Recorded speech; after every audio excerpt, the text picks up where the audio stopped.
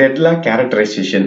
இப்போ ஒரு டெட்லாக்னா எப்படி இருக்கும், அதனுடைய கேரக்டர்ஸ் என்ன அப்படிங்கிறது டெட்லாக் அப்படிங்கிறத பார்க்க போறோம். ஆல்ரெடி டெட்லாக்னா என்னன்னு பார்த்துட்டோம். ஸோ டெட்லாக் எப்பப்பெல்லாம் நடக்குது அப்படிங்கிறத ஃபர்ஸ்ட் பார்க்க போறோம்.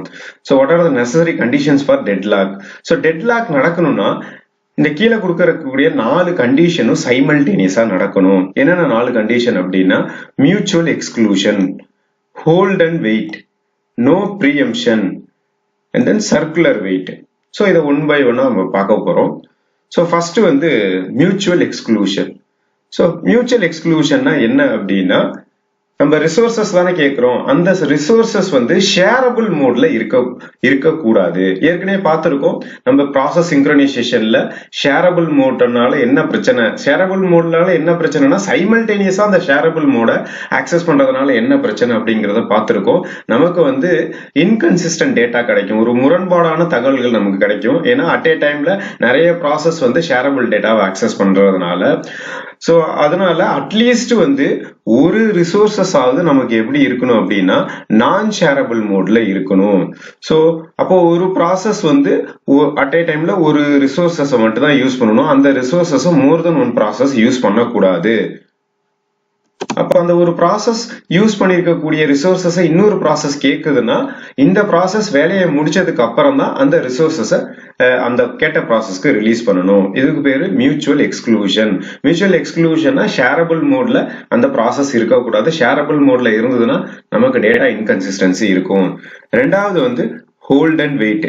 ஹோல்ட் அண்ட் வெயிட்னா ஒன்றும் இல்லை, நம்மள்ட்ட ஒரு ப்ராசஸ் இருக்கு, ஆனா நமக்கு வந்து எக்ஸிகியூஷன் பண்றதுக்கு இந்த ஒரு ப்ராசஸ் மட்டும், அதாவது நம்மள்ட்ட ஒரு ப்ராசஸ் வந்து ஒரு ரிசோர்சஸ் வச்சிருக்கு, அந்த ப்ராசஸ் வந்து அதனுடைய எக்ஸிகியூஷனை முடிக்கிறதுக்கு இந்த ஒரு ரிசோர்சஸ் மட்டும் பத்தாது.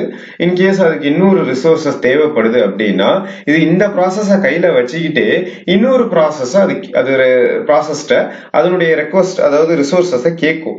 அப்படி கேட்கக்குள்ள அந்த ரிசோர்சஸ் வந்து அது உடனேயும் கொடுக்கலாம், கொடுக்காமலேயும் இருக்கலாம்.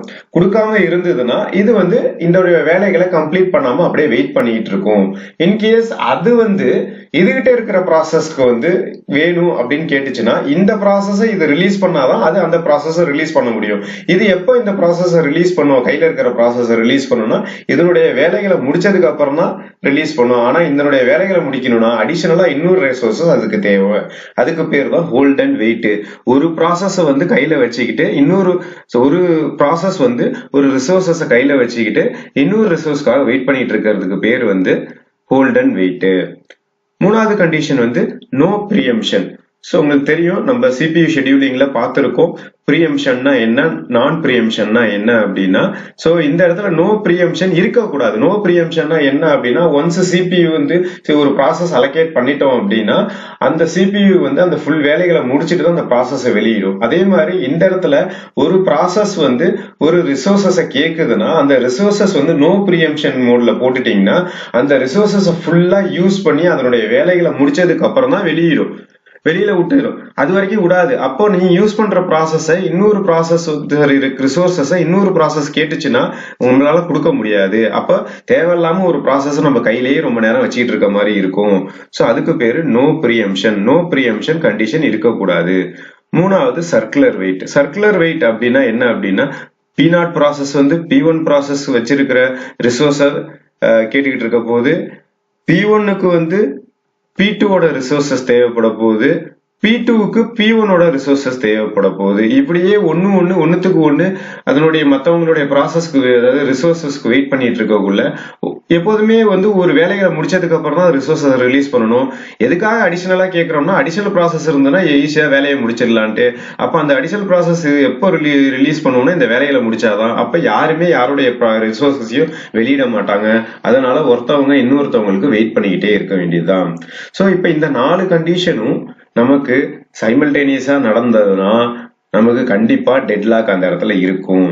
இன்னொரு விஷயம், இந்த 4 கண்டிஷனும் வந்து இண்டிபெண்டன்ட் கிடையாது. ஒன்னுத்துக்கு வந்து வெயிட் பண்ணிட்டு இருக்க போகுது. ஃபார் எக்ஸாம்பிள் இந்த இடத்துல சர்க்குலர் வெயிட் வந்து என்ன நடக்குது, ஒரு ப்ராசஸ் ஒரு ரிசோர்சஸ்க்காக வெயிட் பண்ணிட்டு இருக்கு. இந்த ரிசோர்சஸை யார் வச்சிருக்கா அப்படின்னா P2ங்கிற ப்ராசஸ் வச்சிருக்காங்க. அப்போ என்னாச்சு, P2 வந்து நோ ப்ரீஎம்ப்ஷன் மோட்ல இருந்ததுன்னா P2 R1 முடிச்சிட்டு தான் வெளியில விடும். அப்போ சர்க்குலர் வெயிட் வந்து ப்ரீஎம்ப்ஷனுக்கு வந்து டிபெண்டன்ட்.